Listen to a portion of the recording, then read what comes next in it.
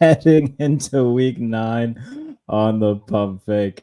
Happy Halloween, everybody. Happy Halloween to Mike Tanier. If you're listening to this as a podcast, Mike Tanier has put on a Darth Vader helmet and popped me very much because I didn't know he was going to do that. That was good. How are you doing, my friend? I'm doing well. I did that to Aaron earlier on a podcast, and low-key was not pleased. He does not like surprises. Anyway, that was like my kid's mask when he was like 8 or 9, and my wife tied it like to his head, like tied it to like that leg. So like at the very last second, I was able to untie it, but then it was like, wait, so it's dark helmet when I put it on. It's it's like the Rick Moranis. It's like right. Like that, so anyway, I'm gonna scare the kids with it later. And by scare them, bore them or confuse them because they don't know who Darth Vader is. I think that's kind of like a timeless thing, though. I feel like that they'll know. Everyone knows Darth Vader. Yeah, exactly. Right. So yes, happy Halloween, everybody. Are you big Halloween? We've talked about this. You're not too big into like the horror stuff. You're not too big into the. What are you? No, I'm not into horror. I don't eat candy very much. It was a great thing with my kids. I like going out there and like I'll give the treats to the kids and everything like that. And say, oh, you're cute in your costume and all that stuff. I know, even when I was like a younger dude, like you go to these the parties, and they're like sort of sexy wild parties or whatever. Yeah. I was never even into that thing. I don't like costumes. Okay. Now, I mean, in college, like it was a big thing for me, just because for the reasons that you just pointed out. It's how slutty can we dress day. That is what Halloween has become for people of my demographic, which I'm not complaining about, but anything, but. That's basically what it is now. Yeah, a couple images from my youth actually flashed into my head when you said that. It's like, yeah, that part of it was certainly manageable, but like, I was okay without that, Sure. I didn't really dress up. I'm if you want to say that I'm a tailgater at a NASCAR event, I'm wearing a Dale Earnhardt shirt right now and a plaid shirt, so that could kind of qualify. Yeah, no, yeah, you're sort of. Got that uniform going on, like heteronormative white guy, a Midwest white dude. That's good. Well, we do have a decent slate to hop into. I don't think there's any like marquee game per se this week. I think the biggest one to look at would probably be Lions Packers. That's in the 4:00 window. Jordan Love talked to the media yesterday. He said that he's more than likely going to play, says he feels good enough to play. Another injury that he sustained already this year. I believe it was to the same leg that he injured in week 1, if I'm not mistaken. But the way that he was talking sounds like he feels good enough to go. We'll see if the if the Packers decide to go that way or if they play the safer route. They've had success with Malik Willis this year, won the game against Jacksonville off of a Malik Willis pass to Jayden Reed that set them up in field goal range. So we'll see what they decide to do. But they are 2.5-point dogs at home to the Lions, who just absolutely destroyed the Tennessee Titans in all facets of the game, both offense, defense, and special teams showing up for Detroit. They've hit their stride at the right time. How do you feel about this game and a matchup between two teams that, could very well be duking it out until week 18 for the division title? Yeah, that line moved to 2.5 pretty recently. It was around 3.5. It's moving towards Love playing. Yeah. So I get the impression Vegas thinks he's playing. That's one where if I'm looking where the potential trap game for the Lions would be, or the down-to-earth game or the reality check game, a healthy Love with the way the Packers are playing in all three facets versus a Lions team that is low-key hiding the fact that they still haven't come up with a plan for their pass rush, that they've been without Josh Pascal for a while, in addition to the fact that they've been without Aiden Hutchinson and without Marcus Davenport. This could be, it can't be a trap. It's a divisional game against the powerhouse. Right. This could be a little bit of a reality check game for them. So I'm kind of leaning in that direction when I'm looking at how good the Packers have played. And it could, if that is the case, it could end up being kind of a blessing in disguise for the Lions, right? Because let's say they can't get any pressure on Love and he dices them up for 300 yards, 3 touchdowns, and the Packers win somewhat convincingly. Right. Maybe that convinces Detroit to be like, all right, we'll give the Giants a couple of draft picks for Azeez Ojulari to bring somebody in to give us some help on the edge. So maybe that could be the case. Yeah, somebody pointed out on Aaron's podcast, it's like, Clowney, everything must go in Carolina. They are strip mining. They're taking out the rafters and the ceiling and everything else and selling it for scrap. And Clowney's there. He is healthy. He's a guy that you come in. He plays the run very well. He does provide an extra pass rusher, and he can be an excellent player when he's being properly motivated. Which both a chance at a Super Bowl and Dan Campbell threatening to eat you, those are motivated, right? No, that's good too. I think Chase Young's name has been thrown around for every team that needs a semblance of a pass rusher. So we'll see if they end up doing that. You don't think that Chase Young is going to be the difference maker in Detroit? Played for like 9 teams in the past like 2 year and a half. I think you got to realize like Clowney bounces from team to team too, but gives you something when he's there. Yeah. I think it was Chase Young had like one good play in like the NFC Championship game. He had a really good rookie year in 2020, got hurt the next year, and just hasn't been much of anything since That's then. it. I don't think he's the guy that because we all saw him at Ohio State. He was that good. I don't think he's there. I don't think he's that guy. I would agree. One of the other bigger games, Buffalo hosting Miami, divisional game. Dolphins get Tua back, the second game that he's been back. Historically, though, in this matchup, the Bills have dominated the Dolphins. Josh Allen and Sean McDermott have never lost to Miami at home. Allen, for his career, is 12-2 against Miami. This just feels like a game that, you talked about trap game. It's a divisional game. It's not a trap game, but the historical dominance of the Bills, like it feels like they'll go into this week, and I think their fans will go into it this week with that mindset of like, all right, it's the Dolphins. They'll beat the hell out of them like they always do. But it could be a situation where Miami keeps it closer, potentially pulls off an upset. I could see that there being a world where that happens. I don't know, because I just double-checked. This one is in Buffalo because it was week 2 in Miami, and that's where Tua got hurt. It was turning into a boat race before Tua got hurt. Yeah. And then I look at the spread, and the spread is -6, and I'm like, why are they only 6? Why are the Bills only 6-point favorites? I don't get it. This Bills team looks sharp top to bottom, and we just watched the return of Tua turn into this reminder of just how limited the Miami Dolphins are, where they go out and they make dumb mistakes against the Cardinals. They allow the Cardinals back in the game, and they lose that one. So I look at this as this should be like a 9 or 10 point spread game.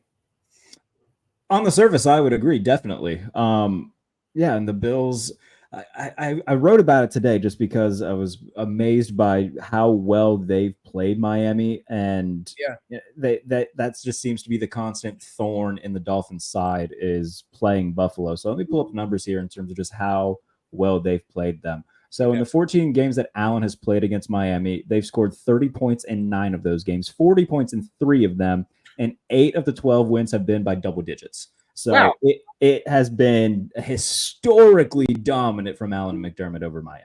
Right. And what am I supposed to think is different now? Again, in Buffalo, so I'm not looking at like a 97-degree temperature or whatever else might be on the side of that. That says this team that just lost to the Cardinals is going to come around here, and this is going to be it. I mean, if you do meet like their backs are to the wall because like it's practically the Bills are like -6,000 now to win that division. They are minus.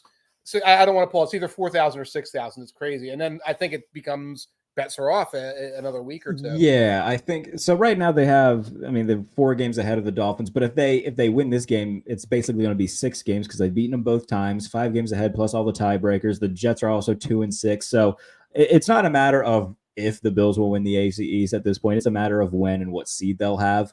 A team that they have historically just dominated. I would be shocked if they lose this game. You could talk me into a situation where Miami keeps it close just because we've seen them do it a few times. But at home, the Bills, there's quite literally no precedent for me to believe that they will lose this game. But we'll see what happens. Again, Buffalo right now are coming off of 3 straight wins after 2 straight losses. They seem to be finding their mojo, getting a little bit healthier. So I think the Bills are hitting that stride of, okay, Super Bowl contending team. We'll see if they make. If you're the Bills, if I'm the Bills, I'm making at least one more move before the deadline to try to get maybe an edge rusher or a safety, maybe another receiver. What say you? Do you think that they should, or do you think they should stay put? If something obvious is out there, that's fine. But I think Cooper adds kind of what you're going to add in terms of value in this point. Where it's like, we got a guy who could nominally be called the number 1, can draw the number 1 cornerback and open things up, and you're seeing the results of that. So if it's out there and it's value, and it's like, hey, for a 6th-round pick, we get the guy you mentioned from the Giants, whose name is hard to pronounce. Azeez Ojulari. Ojulari, yes. If we can go get him for cheap, you go do it. But don't feel like you have to burn the phones up at this point. It's -4,000 officially. That's tremendous. To win the division, it is Halloween, literally Halloween, and they have it sewed up. It's definitely not a lot of people coming into the year were like, okay, Aaron Rodgers is gonna, take the Jets over the next level, they'll win, or everybody's like, oh, Miami, this will finally be their year. I feel like a lot of people wrote off the Bills, and here we are. They're 4 games ahead of everybody after an offseason full of changes. So good for them for staying afloat and doing what they had to do to get the job done. I said that Tyrann Mathieu could be a name to watch for them just because they could probably use an upgrade at safety. The Saints are a tire fire. Weird that the Saints never sell. Like, it seems like a thing the Saints should be doing every year at the deadline. Look at all our old guys. Come get one of our old guys. Well, that's the thing. Mickey Loomis just thinks that they're always one move away from being a 10-win team instead of a 6-win team, and every year this seems to kind of happen. Their contracts are all Chinese finger traps. I'm sorry if that's like inappropriate. They're finger traps, which means, but the thing is there's 17 void years at the end of this contract. So if you bring him, we have to talk for 2 hours about who's taking what in terms of salary. That may be some of it. And that's why Honey Badger doesn't move, that nobody has liberated Jordan. I can see Jordan just not wanting to leave at this point. He's like Mr. New Orleans. But but they never seem to be like, hey, why don't we be sellers and then we can rebuild? You'd think that they would do that, but here we are, and that has not happened yet. So we shall see what makes of the trade deadline, and obviously we'll talk about that a little bit more going ahead. The Ravens are back at home after losing to Cleveland. They're 9.5-point favorites for the second straight week. Going up against a Broncos team that I don't care that they're 5-3 or whatever their record is. I just don't care.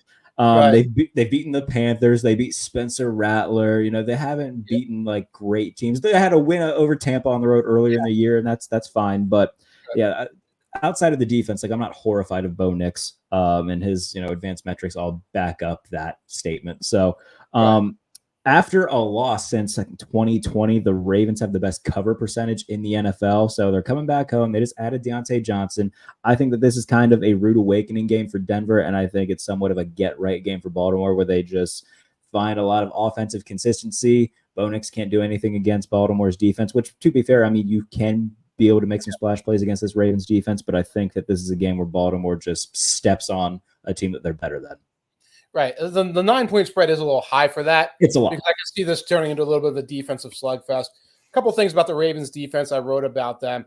9 dropped interceptions. That's absurd.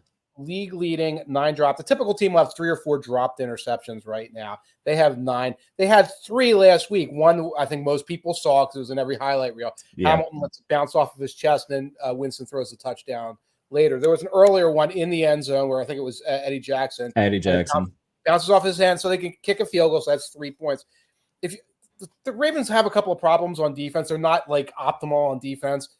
If you take 9 of those drops and turn them into 4 drops or something like that, probably another win, probably 2 wins, and their entire defensive profile looks different because they're a team with all these turnovers. Now, common sense and like central tendency says these guys are not just going to keep dropping interceptions like this. You're going to get some of those and turn it around. You're facing a rookie quarterback who's playing a little bit better, but you're still talking about a guy who has like 2 or 3 things he can kind of do okay within the structure of the system. And he did some of them against the Panthers.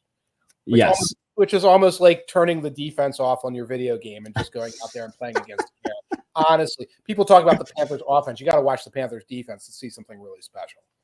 So I'm going to pull up just a few advanced metrics to see where Bo Nix ranks in them just because I'm curious. I want to say... Well, go ahead. What do you got? Yeah, so in terms of EPA per play, right now he is 24th in the league. So he's sandwiched between Daniel Jones at 25 and Caleb Williams at 23. Right next to Caleb, right? Yeah, he is right next to Caleb, so that's fair. And EPA plus CPOE, he is 27th, and he's sandwiched between Andy Dalton at 28 and Gardner Minshew at 26. So the whole completion percentage over expected is where he tends to struggle in terms of throwing into tighter windows maybe and things of that nature. So yeah, he doesn't do that. See. It's funny because he's right between like 2 game managery types. He plays a game managery type of game right now. Which is fine right now. Right, because their defense is good, and there's so many wins for that Denver team to have in that division. Game manage your way past the Chargers, game manage your way past the Raiders, game manage your way past the Panthers, get that win against the Jets, and all of a sudden you're a playoff team, and you might as well do that, and you can sort of develop your other skills as you go. I just don't think that helps you this week. There's a decent possibility that wildcard weekend we're going to watch the Pittsburgh Steelers host Bo Nix and the Denver Broncos in a playoff game. Wouldn't that be something? Oh my gosh! Well, it's like a sort of a Russell Wilson, not home. Oh, that would be, yeah. It'd be. Well, he was supposed to have it earlier this year, but he was hurt, so Fields played. So, Yeah, that would be that. You can see that now coming into the week. Everybody's just like, why is this a game? Why couldn't somebody else have just made the playoffs? And it's just like, go to hell. Who cares? There's going to be 2 wild cards in the AFC who are horrendous. Oh, for sure. It might be like the Colts, or it might be the Broncos, or it might be the Chargers. Or I'm still not writing off the Bengals. I feel like they could still somehow claw their way back into it. Right. They could be the one good one, though. They could be. Yeah. Yeah, they're the good one. Right. It'll be the Steelers and the Ravens. One of those will be the good one, and then you've got these, and then the Bengals, and then who knows? Who knows? Next game on the slate that we can dive into. Jayden Daniels and the Washington Commanders go into New York to face the Giants. If the Commanders win this, they're 7-2, which we all expected coming into the year. Obviously, they're currently sitting atop the NFC East, a game ahead of the Philadelphia Eagles. What are your overall thoughts on them? I talked to Aaron on the show about them on Monday, and he pointed out over the last 4 weeks that their defensive DVOA had jumped up to 11th after the first 4 weeks where they struggled. So they're getting better on that side of the ball while Jayden continues to play better. They're seemingly becoming a more complete team. Right. Now they're 6-2. They were 5-3 until the very last play of the game. They beat the Giants in week 2 because the Giants didn't activate their kicker when their other kicker got hurt. Hilarious. Which was hilarious, but that was an incredibly tight game. It looks like the Commanders' defense is getting a little bit. Do they have a Panthers game in the last couple of weeks? They did, yeah. That's the game that Daniels got hurt, and then Marcus Mariota came in, and they dropped 47. I think is how many points they scored. 47-10. I think people even and like DVOA can't even like fathom what a Panthers game means right now. The potential of false reads after a Panthers game is so high. So I mean, I think the Commanders are getting a little bit better defensively. I think that they're growing offensively. I still look at this and say their margin is not great. That they're going some of these losses are going to come in, not against the Giants with guys hurt. I don't think this is the week. But as you move forward, they're a playoff team now, obviously, because they put it together. But you have to, I'm always trying to put a little bit of the brakes on, and they're going to be this and they're going to be that. If you really compare them to the Eagles the way they've actually played in the last couple of weeks, and based on the priors and the knowledge of the guys on the roster, the Eagles should steamroll them, when the time comes in a couple of weeks. Yeah.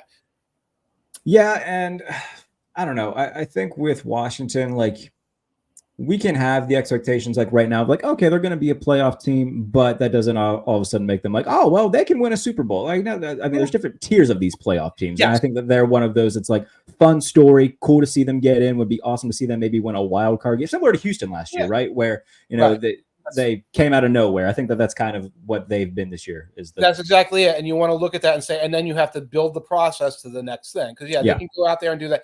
If you don't like the Eagles analogy, because it's like he's a homer, imagine what would happen against the Lions. Do you think that the Lions would be threatened by the Commanders at this point? I don't think they would be. I don't think they would either. Regardless, though, they are 3.5-point favorites on the road. I will say this, though. Daniel Jones has historically been really good against the Commanders. You pointed out, if not for the kicker being hurt against Washington, was it week 3? Maybe they win that game. So, I mean, I'm the furthest thing from a Daniel Jones guy, but if you want to go by like team by team factor, he's usually been pretty good against Washington. It's funny. I'm looking those stats up now, but like we all have been living in the world of Daniel Jones for so long that we all have like these calcified opinions of him. And it's like, you know how I feel about Daniel Jones. It's like, yeah, we all know everything. Everyone feels. We've been dealing with this for 6 years. Nobody likes him. But he's there. He's like a storm in the summertime or something. Oh yeah, 12 touchdowns, 3 interceptions, a career 5-2 rating. Whatever. I'm taking the Commanders. That's fine. Yeah, I'm trying to think of like a good analogy for him too, because like he doesn't seem like a bad guy, but like nobody ever has a good time watching him. It's just he's like the mosquitoes in the springtime. Yeah, that's good. I like that. No one likes him, but he's there. He's part of the experience. He's that character in the horror movie that you hope dies first, so you don't have to keep listening to him talk.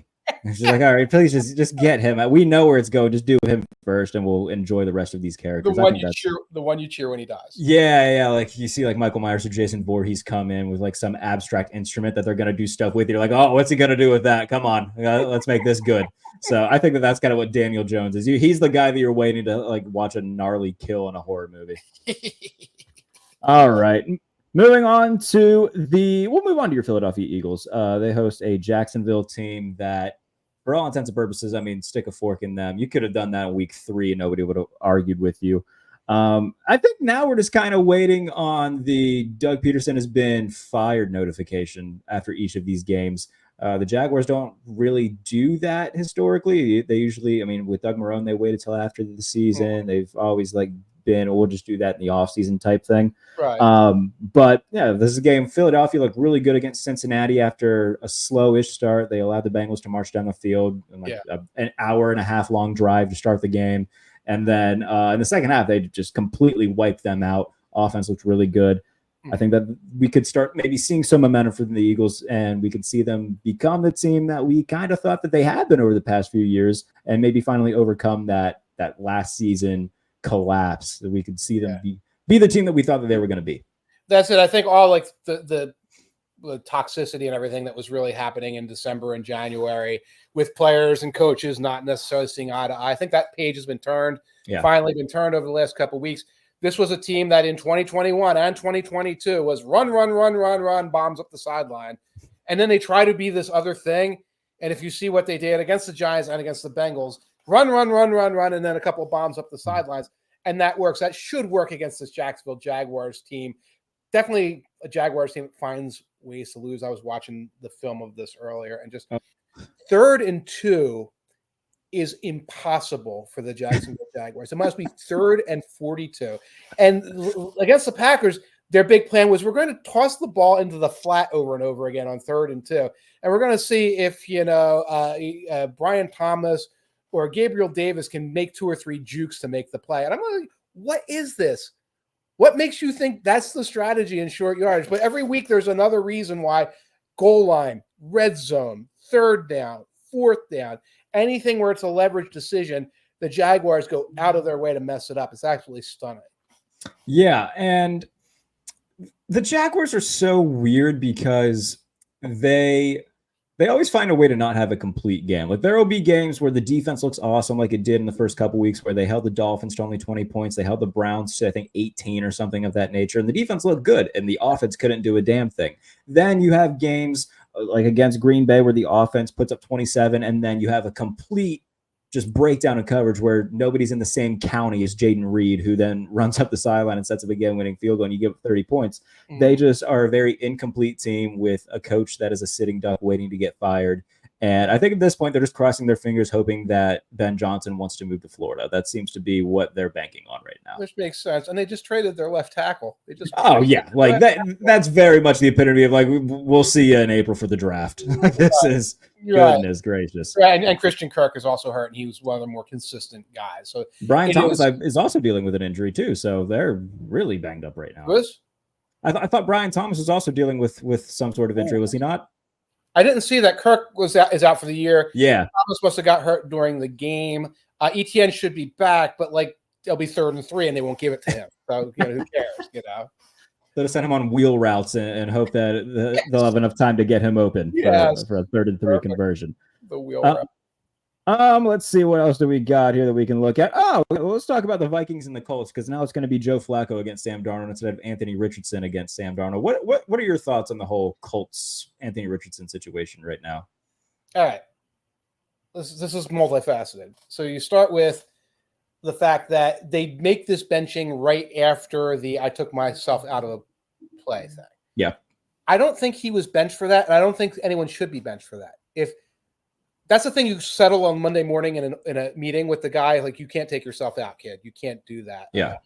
So I don't think he was benched for that. I think it was benched because he's completing 44% of his passes, and he can't find a check down, and he can't complete a shallow drag. He wants to throw bombs all the time. But benching him here for this gives red meat to all the McAfees and all these other guys and say, well, this kid is, soft and doesn't have what it takes. And so he gives red meat for that. So that's bad optics. Okay. That's the first part of this.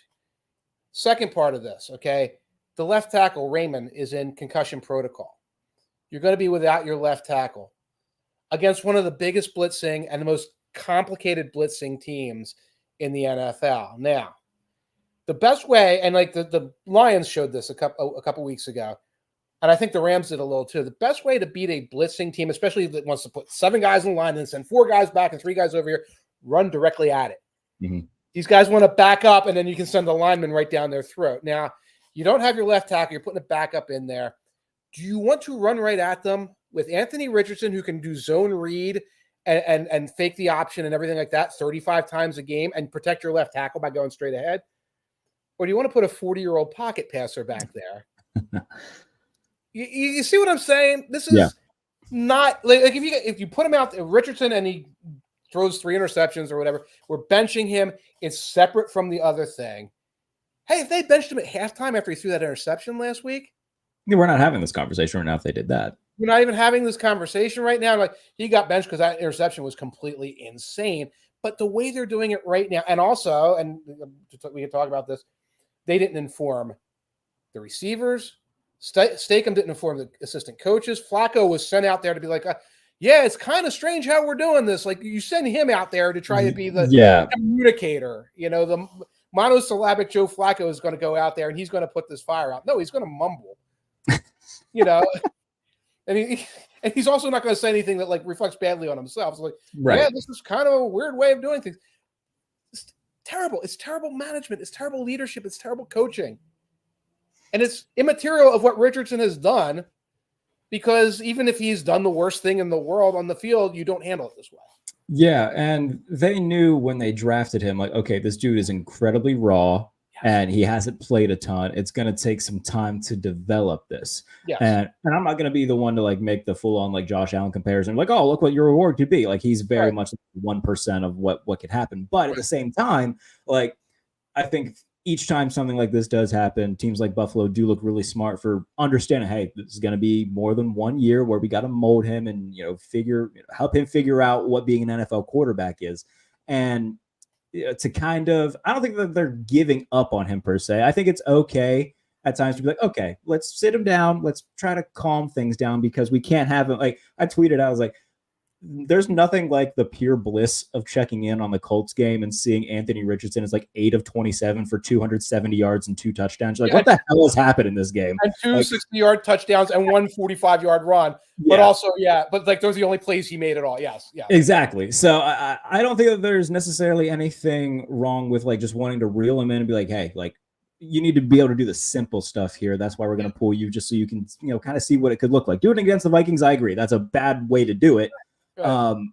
But at the same time, man, you drafted him, you knew what you were signing up for, you knew what the potential of him could be, because he's 8 feet tall, he's built like a transformer, he's got the arm of a rocket, he can do all these things, but it needs honed in. And a lot of people are saying, they're giving up on him after 10 starts. I don't necessarily think they're giving up on him, but it is a little bit optically weird, especially because they're not a team that's a quarterback away right now. If they were a team like Detroit and they were just we just need a quarterback to help get us there, then sure. If you think you have actual Super Bowl aspirations, then cool. The Colts don't have Super Bowl aspirations. No.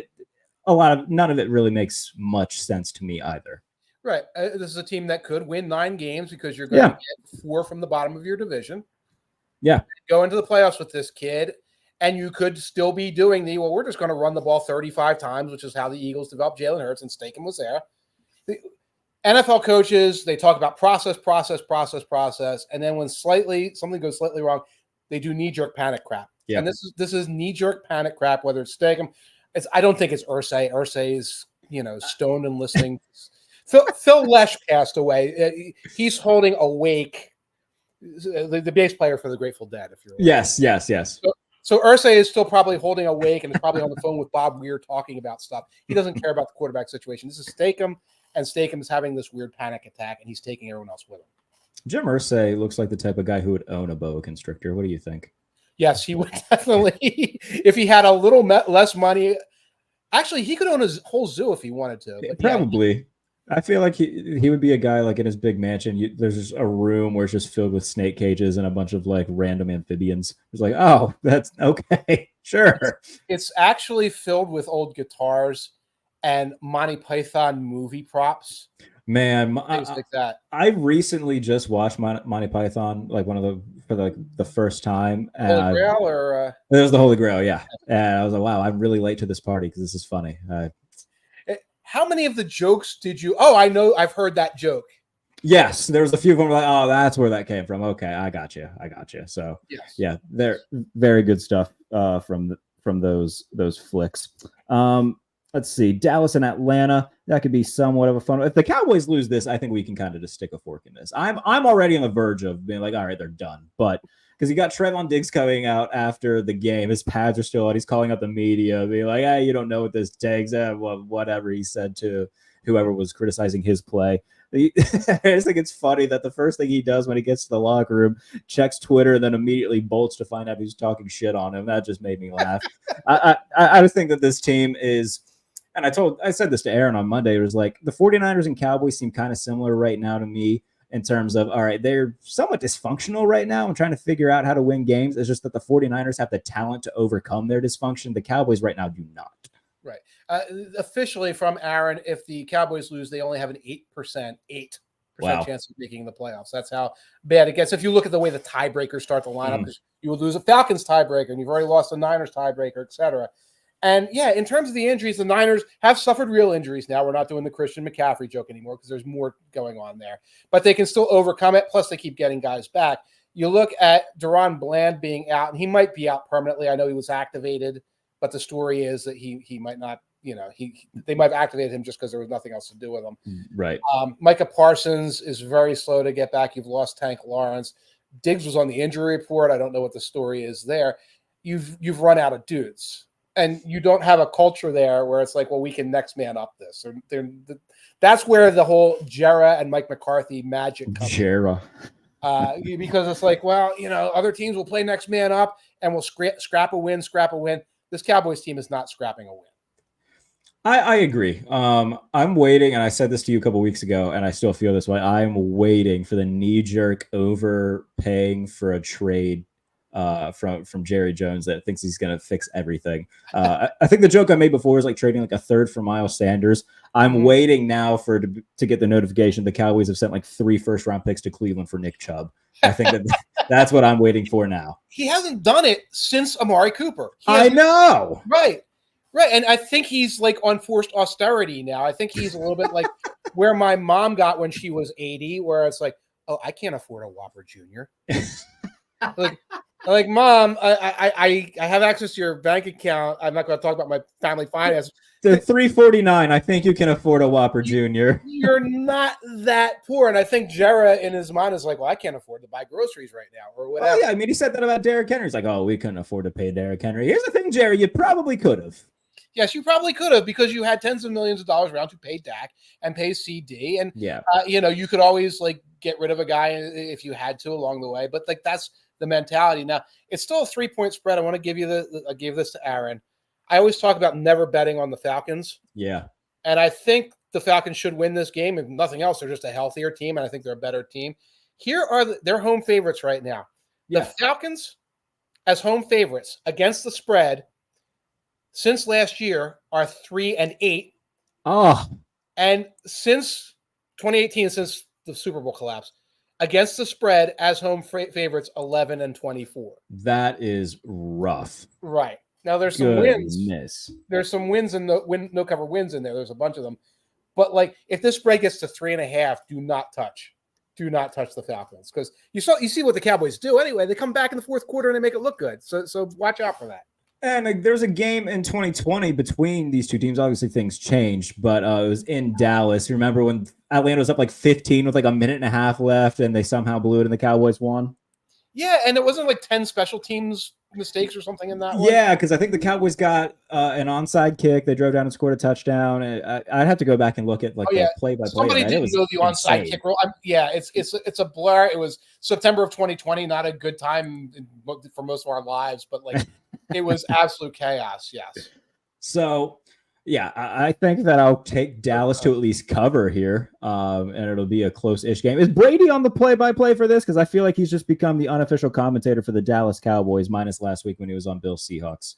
It does seem that way, and you can understand like the mentality at Oh, Fox. sure. We have the Cowboys and we have Brady, so we get all the casuals to come in and watch it. And Brady apparently is getting better, which is good. Yeah. Yeah. Imagine that. You practice helps. Exactly. A guy who's never really done this is going to get better as he goes. So, Right. So yeah, I think that Dallas will at least cover. I won't be shocked in the least if the Falcons find a way to lose this game because they're the Falcons. So in terms of like betting who I think is going to win, I'm not touching it, but at minimum, I'll throw them in like a teaser, like tease it up to 9.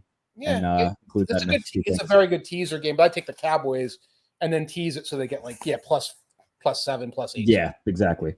All right. The Chargers and the Browns. Cleveland showed that waving the magic wand and getting rid of the really bad quarterback and putting in Jameis Winston, things actually work offensively.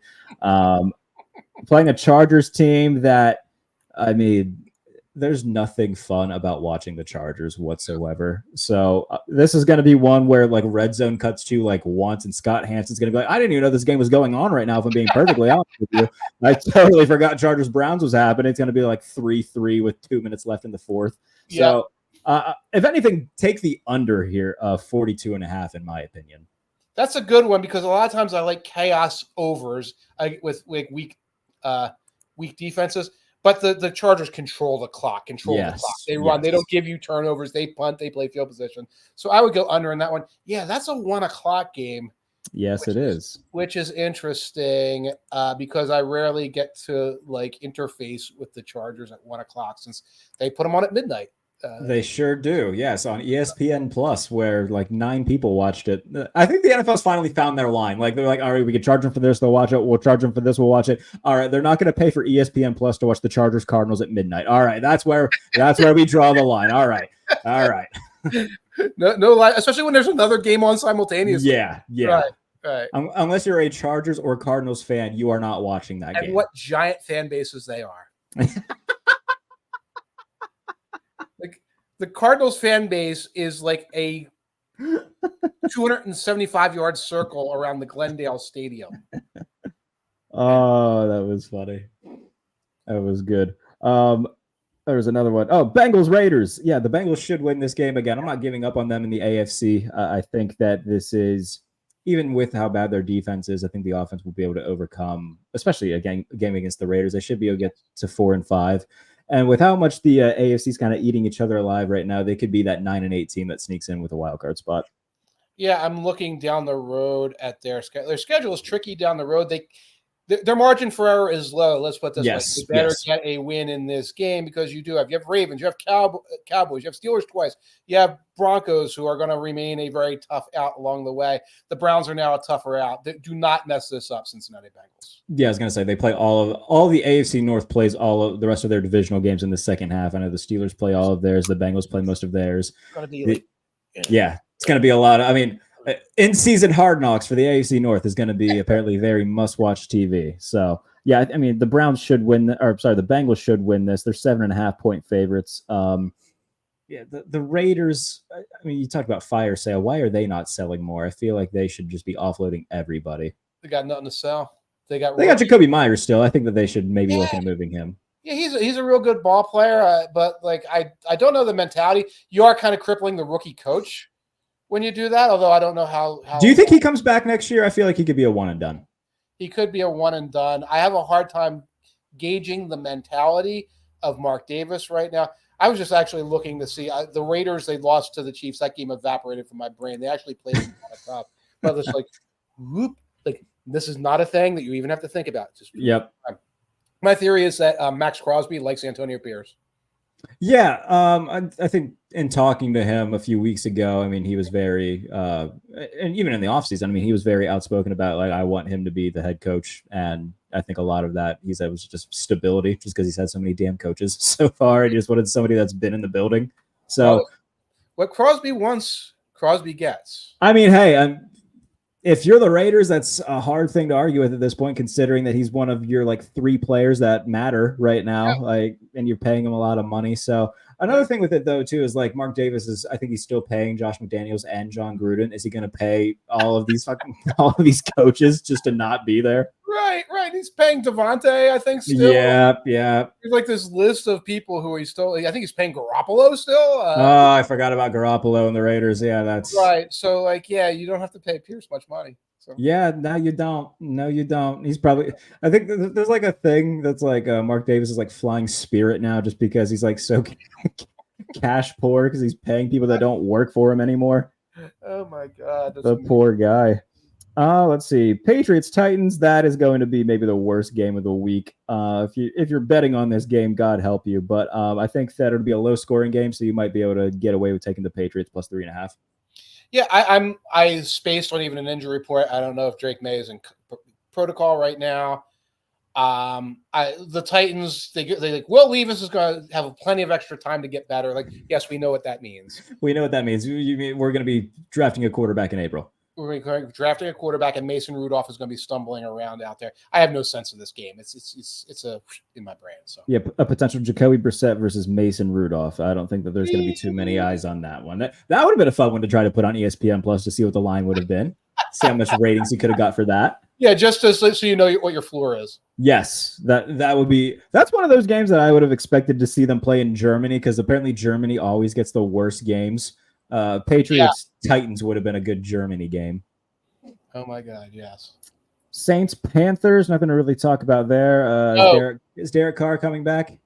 I heard that he's close, okay. And they're probably looking at this and say, let's secure the win on this. Yeah, right. Let's stay at the bottom of the wild card picture potentially, but like I said, the Panthers are people don't realize how bad the Panthers really are right now. They experience them to recognize how uncompetitive this team is. Yeah. Potential Spencer Rattler versus Bryce Young game. I'm not going to have high hopes for that too much. A combined quarterback height of 11 foot. You and I standing on each other's shoulders. That's probably about what it would be. Oh my God. We haven't talked about the Thursday night game, mostly because these come out around 3:30 on Thursday, so it doesn't give too many people a chance to get into it. We can talk about that real quick with the Texans and the Jets. The Texans dealing with a lot of injuries at the receiver position, so expecting a lot from Tank Dell, John Mechie, and Xavier Hutchinson to play more expanded roles without Nico Collins and Stephon Diggs there. Jets are 2.5-point favorites. I think the Jets actually do win this game. Okay. Maybe that's they won on Thursday night earlier. Maybe it'll be a meme where 2 of their 3 wins have been on Thursday nights. I think that I could foresee that taking place. So I'll take the Jets. I don't know if I'm going to take them to cover the 2.5-point spread. It could be like a last-second field goal thing where like you see Rodgers on the sideline with a sniper if Thomas Morstead misses another field goal, but luckily he makes it and lives to fight another day. I said this to Aaron. Like the vibe around the Jets is every week we say, well, now they've got enough guys back, and this is such a winnable game that they're due, and this is where they at least turn things around. We said the same thing about the Eagles all last December and January. Yeah. And the fact was they are the toxicity, the dysfunction, everything like that has so permeated things that they don't have that switch. The switch you're going to flip got broken off somewhere along the way. So I'm not doing it tonight, not doing it on a short rest, not doing it against a team with a very good defense, the Texans, and has a potential ceiling in terms of they have room to grow on offense, even with the injuries on receivers to the receivers, because CJ Stroud has not played to his potential last couple weeks. Very much so. Yeah, I think he ranks like 19th in EPA right now. Like he hasn't looked like the CJ Stroud we've seen. We grew accustomed to seeing last year. That's not to say that he's all of a sudden a bad quarterback, but he had a game where he went 10 of 21 for 87 yards against Green Bay, like stuff like that. It's going to knock you down a peg. But yeah, I'll take the Jets to win. And look, if they don't win this, then maybe I'll start subscribing to that thought process. Like, okay, they're just never going to win again. They're going to go 2-15. And I'm not going to say real quick. Yeah, go ahead. Last 2 years, the Jets are 8-16 against the spread. Oh, which means that like the market and the house are confused about the Jets. Even with Zach Wilson and Trevor Siemian, and they were making them dogs, they didn't have a recognition of how bad the team really was. And so, the market was never catching up to how bad they are. And that's what this line, I think, is reminding me of right now. Like, they're still this, and the other team's banged up, and they should be this, and they're not. And even Vegas can't figure out that they're not. Is Hassan Reddick playing in this game, by the way? I feel like they get a deal done with him. He should be back with the team. He's just running around. He's just running past the quarterback out there. He's running past the quarterback. Bill Belichick had to take a shot at him. I was doing is run past the quarterback. I did see that, yes, and then he kind of fired back a little bit. He fired back a little bit. Like, yeah, Hassan, why don't you shut up and like, yeah, you're 2-6 right now, bud. You're 2-6, and you spent like a month like running around Japan, being a weeb. So don't tell me about like how you're gonna have an argument with Belichick. Absolutely. Final game, Buccaneers Chiefs. Buccaneers talking about injuries at receiver. Mike Evans hurt. Chris Godwin gone for the year. In Arrowhead, the Chiefs are 8.5-point favorites. I might like the Bucs to cover that just because the Chiefs are wonky this year, and 8.5 feels like a big line for them to cover, even with the Buccaneers injuries. I agree. That is a heck of a line for a Chiefs team that doesn't necessarily move the ball the way it used to. And again, I'm skeptical about the Buccaneers right now with their receiver injuries, but no, I see the backdoor cover potential. Yeah, it could be like a 15-point game with a minute and a half left, and the Chiefs are just sitting in a nothing defense, and Kate Otten gets a touchdown with no time left to cover. I think that's a possibility. Right, or they goof around the entire game, and it's 23 to that's possible or something like that, and then it's a Chris Jones sack of Baker Mayfield at the end. And that's how these Chiefs games go generally. Yeah, now, last week's game really went against the Raiders, so I wouldn't put a lot. I wouldn't bet a big spread for that team. I lied. We did have more games, but we'll just touch on them very quickly. Rams, Seahawks. Rams are getting all their stars back. Seattle seems to be a team that's in decline while the Rams are getting all their dudes back. I think the Rams win this. They're 1.5 favorites. Yeah, I think when you look at the early season wins by the Seahawks against the Patriots team that was in free fall, against the Broncos when Bo Nix had no idea what he was doing. I think they have a Panthers game back in there. They have some other relatively easy win early in the thing. It has gotten harder recently. Yeah, they had a really strong win against the Falcons. If you look at it, they're 1-4 in their last 4 starts. They beat the Dolphins without Tua. Right. I don't think the Seahawks are for real in any way, and I think the Rams are going to make a mini run because, like you said, they got their guys back. Yeah, I think it'll be similar to what the Rams did last year because Stafford was hurt for a little bit, then they got him back, and then for the last 5 weeks of the year, we're one of the best teams in football and got into the playoffs. I think we could see something similar with that this year, just taking place a little bit earlier in the year. And then I don't think we touched on Bears Cardinals, by the way. Arizona coming off that win against Miami where they come back and defeat the Dolphins, get to 4-4 to, I think they're leading the NFC West right now, if I'm not mistaken, because every team in that division is 500 or worse. So, and they have a win over San Francisco. So the current 4-4 NFC West leading Arizona Cardinals taking on a Bears team that, of course, lost on that heartbreaking Hail Mary. But I think that both teams have very much a case to still make the playoffs. We're talking about Chicago where, Caleb is playing inconsistent, but I don't think that his floor has been so drastic that it's looked horrible. His ceiling, in terms of the highs this year, have looked really good. So Chicago's defense, I think, could be a prevailing factor to take the under here. But I would probably go with Arizona to win. Where is that under? 44. That is 44.5. I could see that. Yeah. Cardinals are very pesky. They do a lot of things pretty good or okay. They're not this sort of joke by any means. Fans, I don't think opponents look past them, but fans, I think, look past what they're capable of. Strong offensive line overall, okay defense. The Bears, they have to. I think they've closed the book on Tyreek and the Hail Mary and everything, and now they have to ask the question: why did we have no points in the first half? Why was it? Why did we come down to that in this game where we were holding the Commanders to field goals and we were getting nothing done offensively? And you're right, it's a consistency factor for Caleb Williams. We're trying to find the level on this guy because when we were talking about how much he improved, there was a Panthers game in the data. It always comes back to the Panthers, doesn't it? Right. It's like, look what he was. Look, now he can throw the ball over the middle of the field. It's like, I'm not discounting that that's a good developmental step, but you don't know how open these guys were. Yeah, he's and how much time he had to throw. Basically playing Eastern Carolina in that week. So I can get that argument for sure. Right. So we'll get more information in this one. It's one I would stay away from because, again, I have a Bears team in flux. I don't know how good they are. Right. And I can very happily go through a Sunday and not worry about the 500 teams when we're trying to figure out what's going on with the Packers and Lions and teams like that. Yeah. Very much. All right, and that is week 9. Every game covered. Mike Tanier, what do you got coming over on 2 Deep Zone? Which should everybody go check out? I've been doing mailbag all week, but don't be scared away because it's mailbag. Because the readers of Two Deep Zone ask questions like, "What's up with the Ravens defense?" Or why are the Commanders 6-2? Or things like that. So you go into mailbag, it's just NFL topics. Okay, we're doing that all week, and of course on Monday morning you will find a big overstuffed walkthrough full of all the things that happened in Sunday's action, all the way up through the late game, which is I'm gonna. Daylight savings time is gonna crush me here, but I got to get all the way up through that late game and cover everything, and I'll have everything covered for you. What do you got happening? Yeah, follow everything going on at the sporting news. Subscribe to the channel here.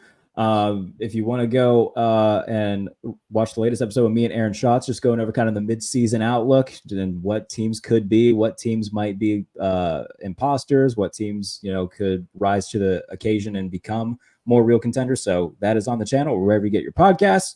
And yeah, all the work at the sporting news every day, all day. The content machine keeps pounding. So appreciate everybody for tuning in. As always, if you're watching this on YouTube, please subscribe to the channel. If you are listening to it wherever you get your podcast, leave a comment and a review. And we'll be back tomorrow with former Commanders receiver Anthony Armstrong talking about the Commanders in the NFC East. So be sure to tune in first thing tomorrow morning and listen to that.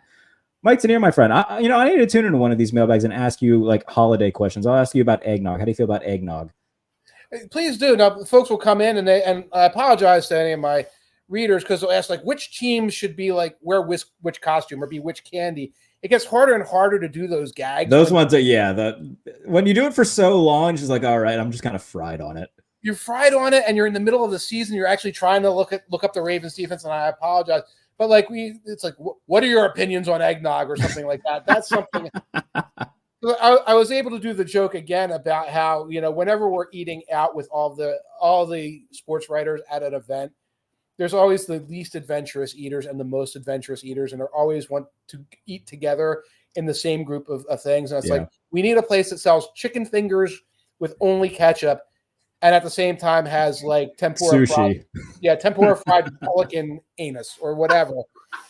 It's got to be on the same menu. And and also like, guys, can we just go to a steakhouse? And so I was, well, I'm on a cleanse right now. Like, well, then don't come with us. Anyway. Oh, that's good. Yeah, I think in May you can get away with doing the which quarterback is which salad dressing type of thing, right? And then once you get into the season, you're like, okay, that I'm trying to be serious at the moment. Right, and what happens is it again gets to look, okay, well, which one's Aaron Rodgers? And you have these go-to gags. Yeah, and I look at it, it's like it's not that funny right now. It's not that, and then you would miss and Anthony Richardson, he'd be funny to be here, but you don't get to it until last night. When would I have edited this? Exactly. It's hard, Good stuff all around, my friend. I always enjoyed doing this with you. Happy that we've been doing it a lot as of late. So yeah, we'll be doing it again soon. And again, tune in tomorrow for the show with Anthony Armstrong talking about the Commanders in the NFC East. Appreciate everybody for tuning in. As always, see you later on the Pump Fake.